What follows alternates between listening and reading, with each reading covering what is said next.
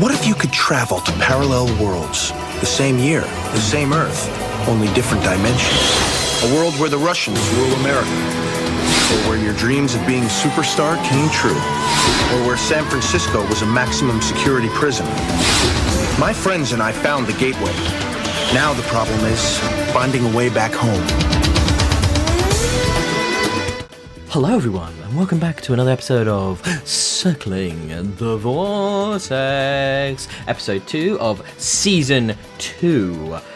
Today, I am joined by a Nathan who has slid in from a world in which the snow is green, water is purple, and the sun is a sort of shade of fuchsia. Yes, that's right. His name is Nathan, and he is here. Hello, I come from my very sunny, quite ugly coloured world, actually. And as always, I'm joined by Ben, who is from a world where the vegetables scream in agony when you eat them. God! That is horror! Can you imagine that? Oh my God, that's terrible. I hate that. I hate that. I love it as well. I've been working on that one for like 2 hours. That's pretty good. That's pretty good. We've decided to bring back this sort of thing we do, the tradition we should call it, I suppose, from the season 1, which we looked at. The last episode, as it was, of season 1 was May 2019. So that wasn't even season 1. That was our Doorways special. Yeah. So we came back with episode 1 of season 2 last time, nearly 2 years after the final episodes of season 1. I'd like special to say we did. Came back stronger, but that episode was not. I remember Doorways fondly. I thought it was interesting, like the similarities and yet the differences and stuff. Yeah, that was interesting. But we've just watched episode 2 of Slider season 2, and the episode titled "Love Gods," which I guess is ironic because there's not a lot of love, is there, in this? There was no romance, really, in that film. It was devoid of. It's pretty icky. Emotional love. It's definitely a bit icky, this episode, and this is one of those episodes I remember watching as a kid when I was about 13, 14 when it aired, and when I first saw it on TV, because it's one of those concepts that sticks with you, especially in an era of television which was very male-driven. So to have something which is so much from the female perspective, it's some fun concept here. I think much stronger than the first episode of the season because it is a much more defined single concept setup. So why don't you take us into the recap? I did the recap on the last one, so why don't you take us into some recap? Oh, that's not fair. I'll try and fill some gaps as we go along as well. It's quite a lot in this episode. Compared to the first episode, there's quite a lot. Yeah. So it starts off with just budget saving. They appear behind a bush, some glowy lights. So bad. They couldn't afford the CGI for 2 lots of slider shots. I come out, what is it, like a harbour area, I think? Yeah. But it all looks quite normal. I mean, visually, for most of the world, it's the same. I can't remember, how is it they noticed? Something about, it's just women, isn't it? Brooks Sisters, like a clothing shop. First thing is, though, Remy makes a crack about how many fit ladies are about. Oh, yeah. Must be Saturday because they're all shopping. Christ. And then Brooks Sisters. Women must have done better in this world. And then Arturo's like, if you want to know about a culture, look at their toys. Something. It's like, there's no guns or war toys. And then Remy makes a crack about Johnny Cage from Mortal Kombat sitting at a tea party rather than, like, I don't know, ripping someone's spine out, which I thought was an odd one to throw in there. Clearly the writers was a fan. I thought it was bizarre, but cool, I guess. Fine. And then they get mobbed.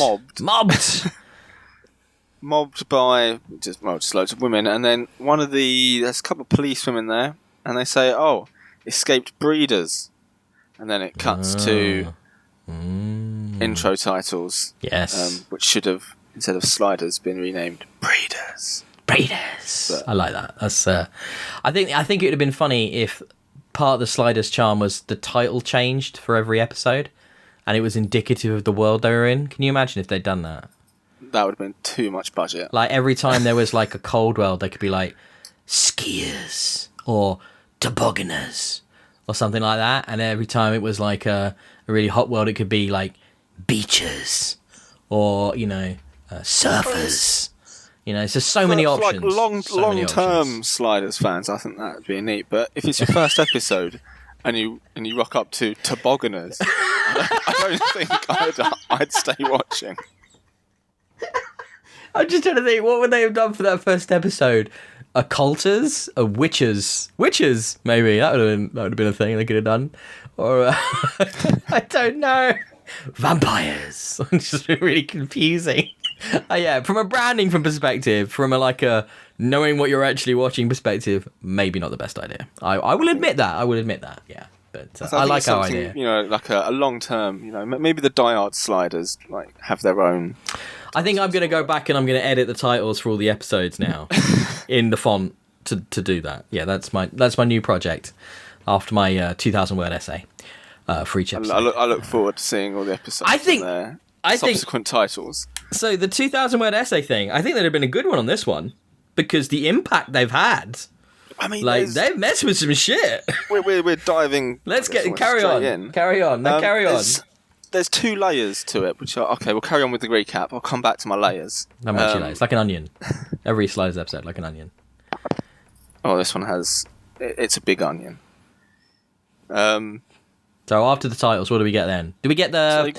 They're in the police station. They get arrested. There's a couple of snide remarks. So much. So many on the nose sexist remarks, but it turns out that they're knowing. They're like, this was clearly intentional because it's the whole episode is kind of pointing out that men are, they don't deserve this, but they're in a world in which obviously the tables have been turned. I referenced a comic series that I'm a big fan of by Brian K. Vaughan, which is going to be a TV show itself soon, called Why the Last Man. And that's basically the concept we have here, which is a world that the men were killed off. The men were killed off by the Iraq virus, which is what they call it. So they launched some kind of virus that killed anybody with a Y chromosome. They even say that at one point. I think Arturo mentions obviously there's bound to be a percentage that will be immune to it. Viral immunity. Yeah. And apparently Australia is the best place because they were so far away from Iraq that they caught the least of it.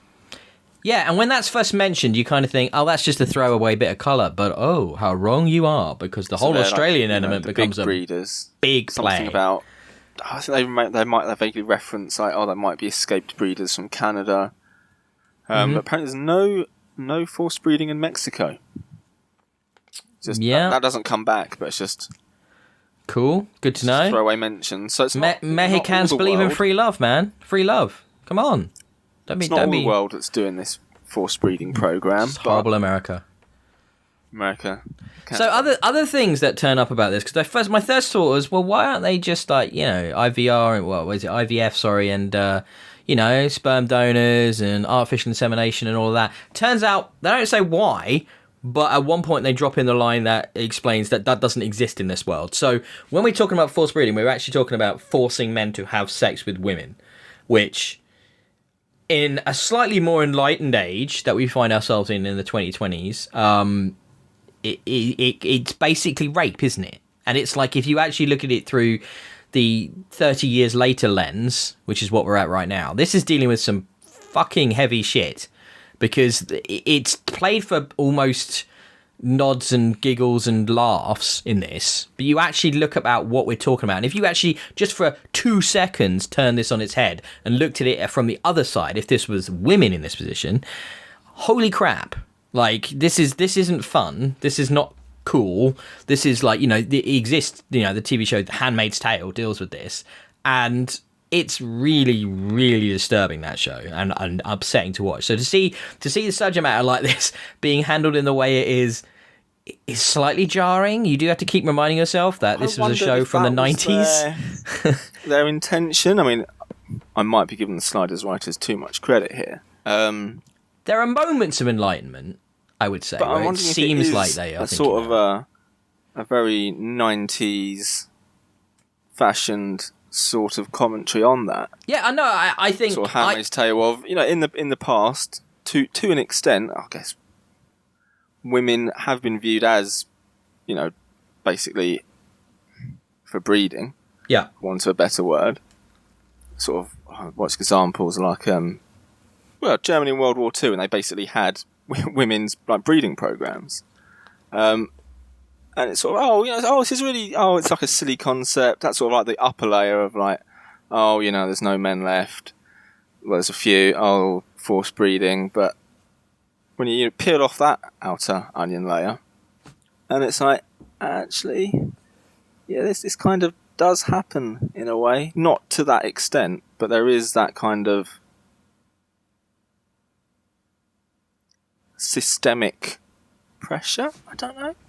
I think you're right, and I think when you're dealing with a science fiction high concept, science fiction is brilliant at actually being used. A lot of good sci-fi is social commentary.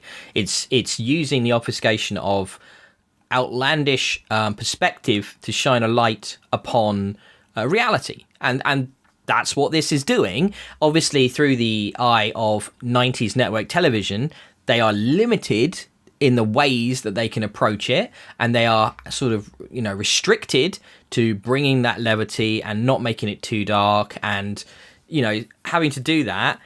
And I think they do a few things with the different plot elements in this. There's another plot element with Quinn and an older woman who saves him, and this kind of bargain they make, and the implication, though it's never overtly said, that he did father this woman's child in reciprocation of help from her. So it was kind of like, interesting. It's that there are some moral questions at play here, and it isn't black and white. And I actually really kind of respect that. And it's a situation of, in that world, with what had happened in that world, this isn't the most unlikely outcome. This is actually quite a realistic outcome. It's a morally reprehensible one in some ways, but if there was no artificial options, how else would you go about doing what they're doing? So I think it deals with things quite maturely. It's unfortunate, some of the language sometimes. I tell you what I really loved. We got Smart Wade. We got Wade saving the day, and I think her being put center stage, her having the heroic role, her bringing all the group together at the end, not just being a sex object, not just using Thirsty Wade to get her way, but actually using her brain, which was really refreshing. In the last episode, that actually all she did was just act a bit sexual, and that was like all she did in the episode. Mm-hmm. So it's nice to just get a bit more of the other side to her character, which I think was sort of more hinted at a lot in the earlier episodes, but she's not had a lot of opportunity to basically outwit people. It tends to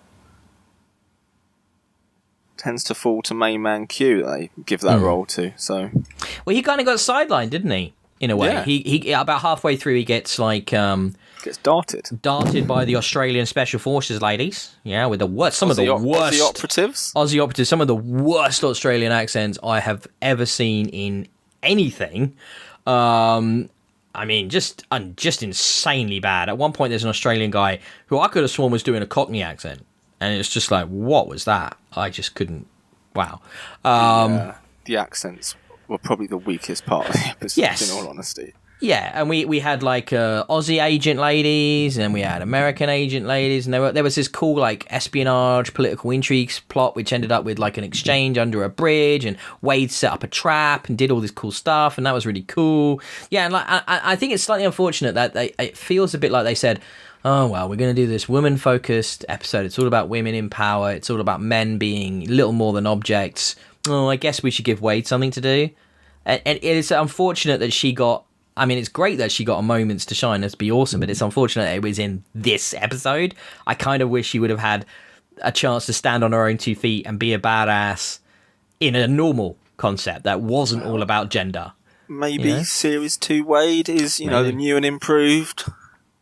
I hope so.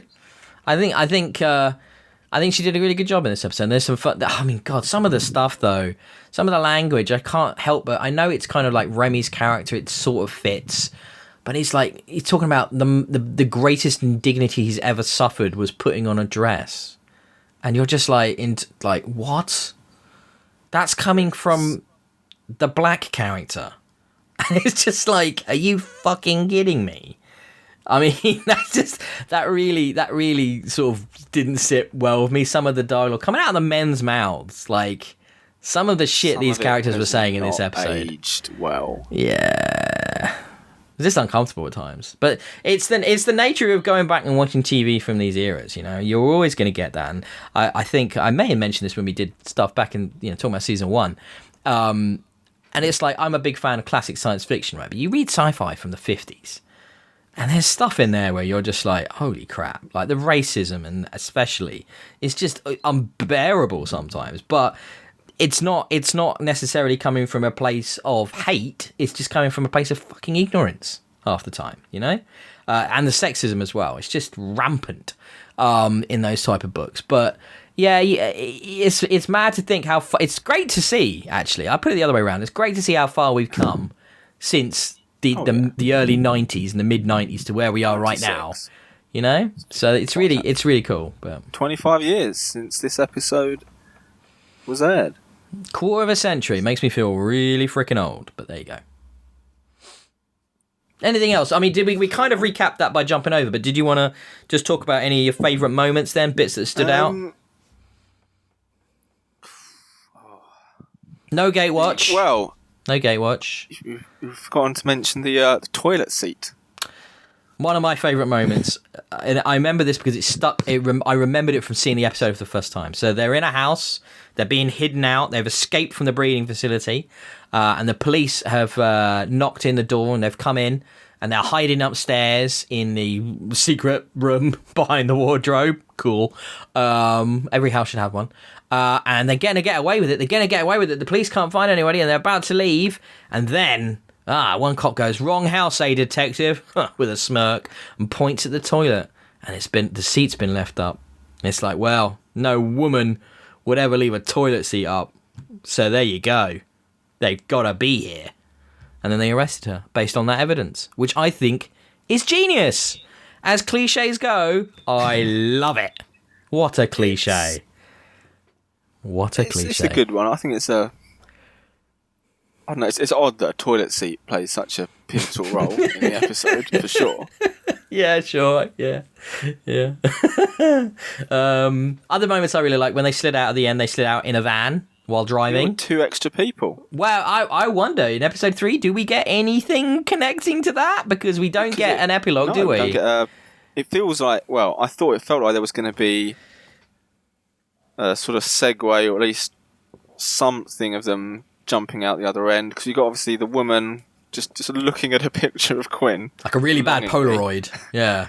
Like a tiny Polaroid stuck in a huge frame. I envisioned the story she's going to tell little Quinn when he's like 15. You want to know about your dad? Right. Well, I kidnapped him one dark night. He'd just been drugged, and I brought him back to the house, and then I coerced him into having sex with me, so that you could be born into love. I mean, that does actually raise an issue of what do they do if they give birth to men. Well, no, it doesn't, because... Do they just hand them over straight away? Straight to the breeding clubs? Ooh, sure. Well, I mean, do they raise them to like 18? It's like, you're a man now. Ship you off. Off to the breeding spa you go. You see some little girls. There's a girl that stares at Rembrandt because she's never seen a man before. Yeah. But you don't see any little boys, so it might be something they didn't bother. I really hope they don't take the little boys to the camps straight away. That not straight away, but like, do they take him to like a sort of, I don't know, like a holding place to sort of, just raise them to sort of indoctrinate them into breeders? Oh, God. See, well, this is like the dark implications of Sliders. Like, oh, Jesus Christ, I don't want to think about that. That's horrible. I mean, it's plausible, but Jesus, is it horrible? If all the adult men are kept in them, yeah, what happens to the There's a kids? sense. There's a logic. Do they have to? What is it? Sort of, hide them into Mexico because there's none there. I don't know. Yeah, grim. But yeah, it's a deep episode compared to. There's a lot going on compared to the last one. This is when Sliders is good, because it's taking that. It takes that single concept, and it's like you mentioned it when we were watching. You mentioned it that haven't we had this sort of episode already? And I believe we had a world, didn't we, which was female dominated, a women in charge world. Yeah, so it's quite similar, but not quite the same. As far as I can remember, there was still men. It was just a straight role reversal episode. Yeah, it was, wasn't it? The power dynamic was completely the opposite. Yeah.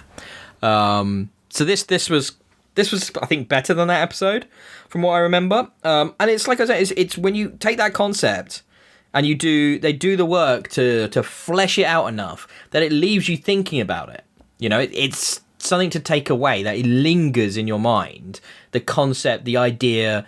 Oh, what would that mean? I wonder what the impact is that they've had. Oh, I wonder if people will change. I wonder if they'll ever get out the other end of that. Well, you know, stuff like that. And I think that this one did that really well. This one did that really, really well. Yeah, I think it worked. Oh, sorry, after you, Ben. And I was just going to say, I don't think there were particularly villains in this.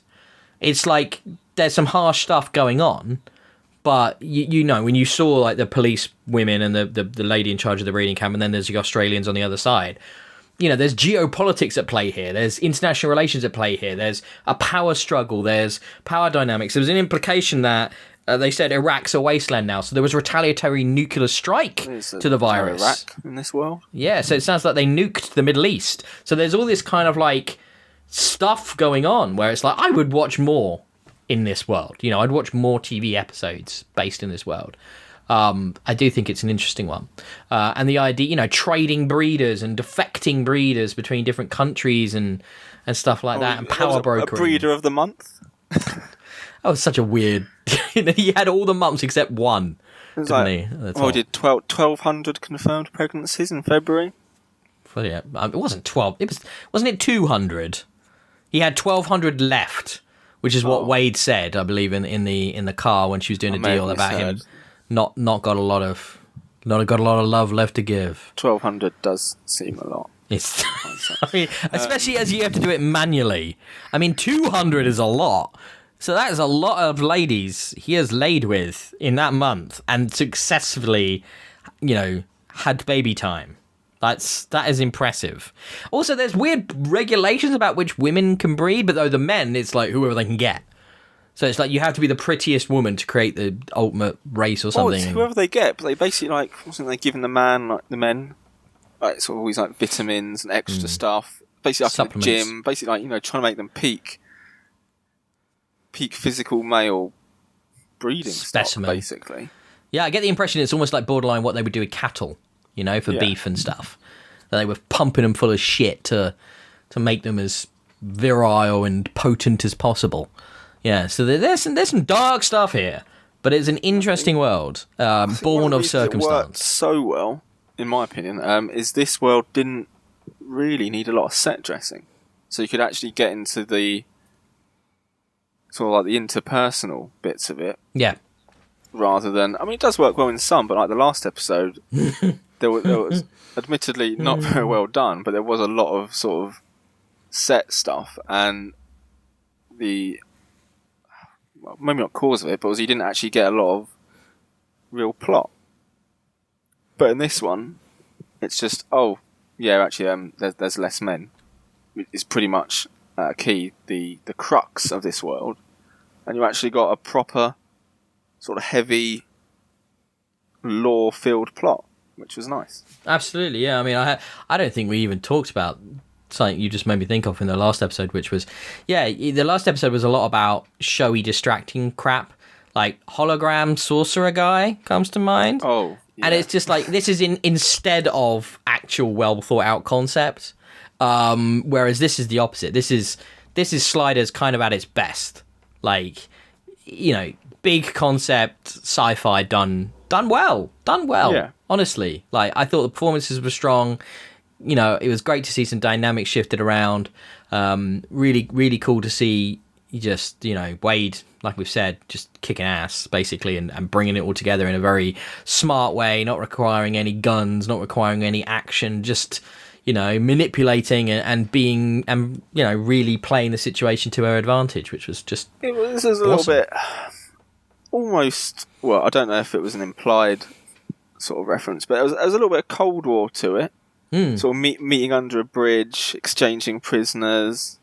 I mean, only a very brief bit, but it's sort of like a smidge of sort of espionage, thrilly espionage kind of concepts and films. You know, sort of it's all, well, as you're saying, that it's just all geopolitical, really.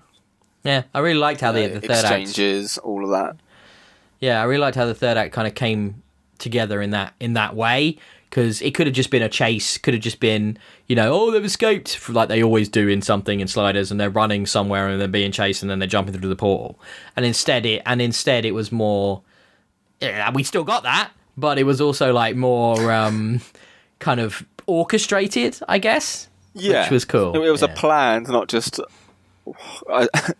referencing again the last one where they just kind of hit the doctor guy in the face with a gun and ran away. It's crazy the amount of times they're just running away from people when they have to go through a portal, isn't it? If you think about it, that should almost be like another thing we keep track of. Like, count the amount of times they're chased in an episode of Sliders. As opposed to it's resolved and a nice slide away. Yeah, I think we should track that. So we had no squeaky gate, because I think we got the main bit of that in the last episode. No gate. We did get, I don't know, did we get any Thirsty Wade? I mean, we didn't. We got just Thirsty everyone else. Yeah. Like, the thirst was strong amongst all of them. We got very controlled Wade, which was nice. What other stuff do we keep track of? Did we get any Rembrandt referring to his time as a singer? No? Almost. So he did refer, at the beginning, he was slightly referring to the women as groupies. Yes, he did say, so back when I was on tour, I was getting attacked by groupies and it was great. So we did get a little bit of a callback to his Crying Man days. Tick to the Crying Man. Gotta get that reference in there. That's his entire character. I mean, the rest of them aren't that much better. Yeah. I think that was a quality episode. I think that's a high bar they've set quite early there. Anything else you wanted to mention? I wish that had been the first episode, but I can kind of see why they didn't go with it as the first one. I feel like as a first episode, while it's more kind of indicative, that'd be more indicative of Sliders as a whole. It would probably be a bit too challenging almost for a new viewer. Yeah, for like a new viewer coming into, it's in second series of this, and you've suddenly got, boom, breeding stock men. It's probably a little bit, maybe daunting, maybe isn't the right word, but that kind of proposal than just, it's just flashy and there's magic. I can see it now. It's 1994, 5, and Dad sat. What year was it? 6? 96. 96. Okay, the one I didn't say. And Dad sat there with little Jimmy. They're just having their tea. Hey, should we put TV on, Jim? And he's like, yeah. Oh, what's this? Let's check out this show, Sliders. And then you tell me it's breeding camps for men. I think we're going to turn it over and put the football on. What do you think, Jim? Yeah. Okay. So yeah, I can. Yeah. So what I would have preferred it, I think, from a TV point of view, this definitely is a hook 'em in with the flashy nonsense and then hit them with some actual substance. Yeah, some real commentary, real sci-fi concepts, and looking at social issues, and I really liked it. Liked it. And I think it's got maybe not exact parallels, but I think, as I was alluding to earlier, it's one of those episodes where, sort of to a smaller scale, those things, even on a personal scale, should we say, that is things people deal with. Well, I see what you mean. Yeah, That when sort of women can be looked at in certain ways, and especially like in the basically maternity leave and that. what they certain people still look in certain parts of the world, especially they are seen in certain ways, and it's good to see that even to this day they are treated like that. So it's good that this shines a light on that and flips it around, even if it's a slightly hackneyed 90s way of doing it. They still achieve it. If anything, that to some degree helps it, because it has got that slightly more accessible layer of 90s cheesy men in breeding camps sort of veneer to it, than, like, say if it was the opposite is The Handmaid's Tale, which is a very sort of heavy show, and while it sort of deals with similar themes, out of the two, you'd definitely say Sliders is the lighter one. I now have in my head this idea of this sitcom called Breeders, which is just the fun goings on in the breeding camp, you know, with Professor Arturo, Quinn, and Remy all locked up and the antics they get up to. Let's check out another episode of Breeders. Oh, look, Quinn's really tired because he had to have sex 6 times today. Just fun and laughs for all the family. Yeah, definitely. Not the words I was going to use. So, does that bring us to the end of another episode of Circling the Vortex, sir? I think it does. I'm just trying to think there was any little bits, like, any lighter bits that we missed. Lighter bits. I mean, there was that whole kind of, like, C-plot with the other guy and wife who slides Trevor. with them at the end, and it was like... That wasn't Trevor. That wasn't Trevor. Trevor was the Australian bimbo. But yeah, that was weird because it felt really unfleshed out, but also it should be significant, but didn't really feel like it was. They were very forgettable characters. Well, it feels like it's going to be significant because they've slid with. Whether they wouldn't. I have no idea. I honestly do not remember. Otherwise, I'd tell you. And I don't know. And we don't get any sort of, like saying, there's no epilogue with regards to that. So it's, we'll find out. We'll find out if the van is still there as well. Don't forget the van. They've got a van now. That's good. Got wheels. So we're just waiting till we watch the next one to see, you know, are they actually going to develop into characters, or is it just a bit of a C plot? I think that's a question I ask myself every week about Remy. Is he actually going to develop into a character? Nope. Still just a cipher. His Remy episode with his weird ex-bandmate.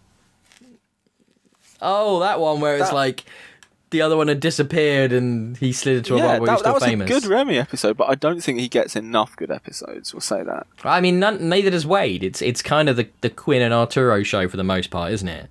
I mean, let's be honest. Arturo just drops zingers everywhere with his myopic... He's slowly turning into the comic relief, almost. I mean, Rembrandt is still the main one, but Arturo's sort of is becoming a little bit more of that way, sort of, we'll just give him something funny to say or do. Like when the Aussie operatives, tranquilizer dart in them, he grabs a stick and runs at them and then gets darted. Yeah, it's pretty good. So he doesn't run at me, he kind of goes, have at thee! And then gets started, which is pretty amazing. He's who I want to be when I grow up. I mean, basically. I mean, that cantankerous English arse hat. I mean, he's incredible. Oh, I mean, because when they're like, it's Professor Arthur.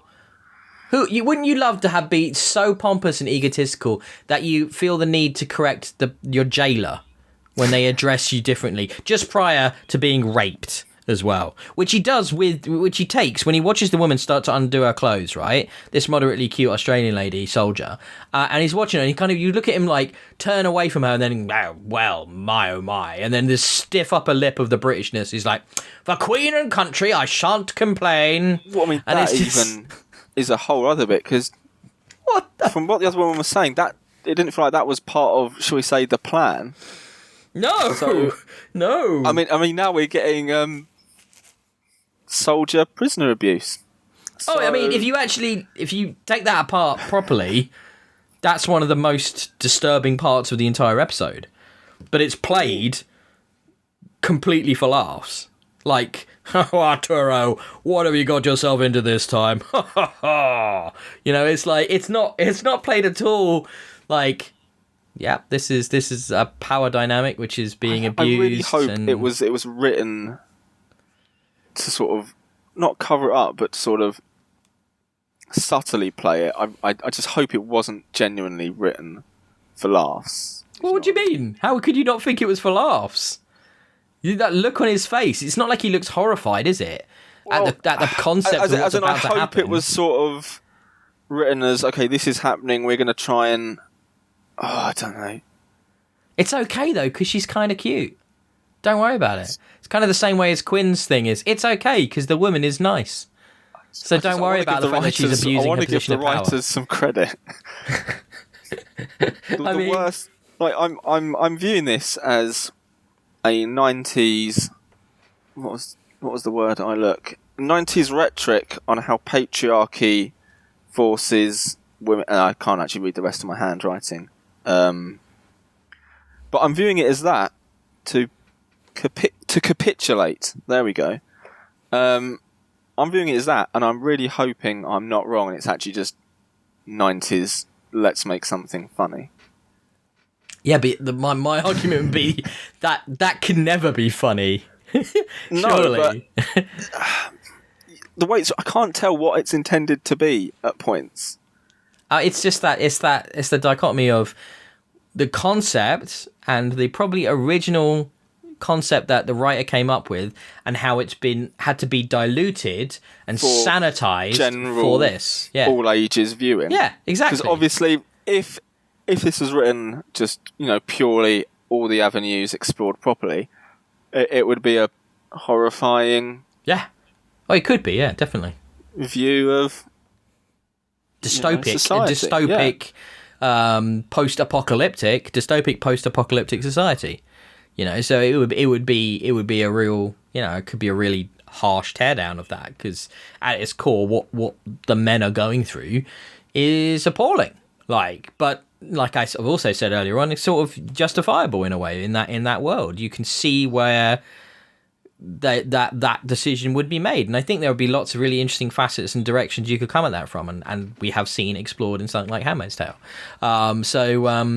Yeah, cool. Look, see how much we're talking about this, and we just keep thinking of more stuff. I tried to wrap this episode up like 10 minutes ago, but that's what this is all about. It'd be an interesting world to come back to. I don't think they ever do, as far as I know. Doubt it. I can't remember it ever happening. But it'd be an interesting world if they went 10 relative years later to see how things had changed. Yeah, if at all. Yeah, that would be. But unfortunately, I don't think that's how Sliders works. No. So until next time, that has been another episode of Circling the Vortex. We really got into that one. We've had some pretty heady discussion there, which usually indicates good sci-fi. So I've really enjoyed talking to you about that. And as always, if you want a 2,000-word essay from Ben... Tweet at Experience Kills # Circling the Vortex. Give me them 2,000 words now, and I will work on that. I promise, I will. I have a platform I can put that those 2,000 words on, and make it available if the demand is there. Trust me, I can write it. It might not be worth reading, but I could write it. So there you go. I hope you enjoyed that episode. We'll be back when we are back. It's great being back into Sliders, especially when they're as good as that. Really good. So we'll be back soon with episode 3. Nathan, thank you very much for joining me. And thank you for hosting me, Ben. We'll see you through the vortex, people. Bye. Bye.